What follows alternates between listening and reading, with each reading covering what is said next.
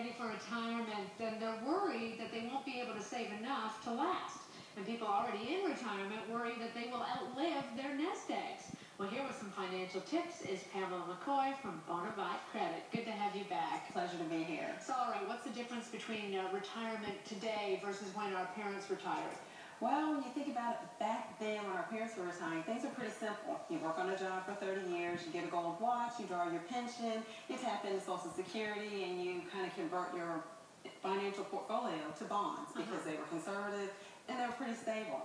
But in today's world, retirement is a little more complex. You still work the 30 years. Companies aren't doing the gold watch as much. They're not giving anything anymore. And you might be lucky to get a pension because all companies don't offer pensions at this point. Another change is instead of converting your financial portfolio, you want to keep it more diversified. You want to have some stocks in there versus bonds because you got to try to pace with inflation. Right. Okay, so where should people begin?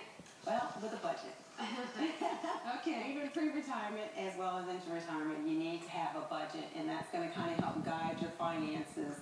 And you need to make sure that in that budget you're accounting for some key expenses, things that you're not thinking about in retirement. Your co-pays are going to go up because you're getting older. You're going to go to the doctor more frequently. Right. You know, doesn't Medicare kick in and help with those expenses? They do, but they don't cover things like dental and optical, and so some of those things you're going to have to be prepared to cover on your own. Oh, okay. Yeah.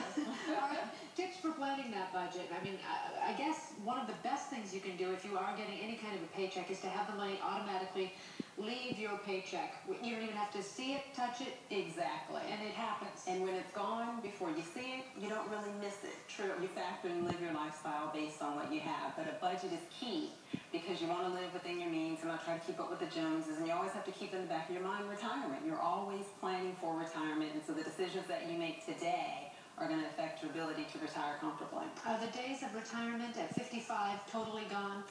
Pretty much. I mean, and even the length of time in retirement, and again, that's why budgeting is so important. You know, in the past, in our parents' era, you know, people retired for maybe 10 years. Now you've got to plan to live in retirement years, 30 plus years. Yeah. And so your nest egg needs to be bigger to begin with because you're living longer. A lot of people are still hopeful about the Social Security. Is it realistic to think that we will actually have that 10, 20 years down the road? I don't want to say no because it's so pessimistic, but I would recommend that your plan is though it will not exist. It could go away if they don't make some changes now, then it may not exist. And even if it does exist, it'll be so minimal, it'll be almost as though it's a tip on your meal as opposed to being able to pay for your meal with those money. So, okay, what do you recommend for people who have already retired, but they're now running out of money? Well, if you're able, I would recommend re-entering the workforce. You know, or maybe even give some thought to entrepreneurship, you know, some type of revenue driving business that you can do with little or no startup capital, because that might be an issue in retirement years, getting that capital. But yeah, in the worst case scenario, you might have to downsize, meaning, you know, go from a house to a condo. You might need to consider reverse mortgage or moving in with family. Oh, well, actually, sometimes that can be fun. Pamela McCoy, thank you.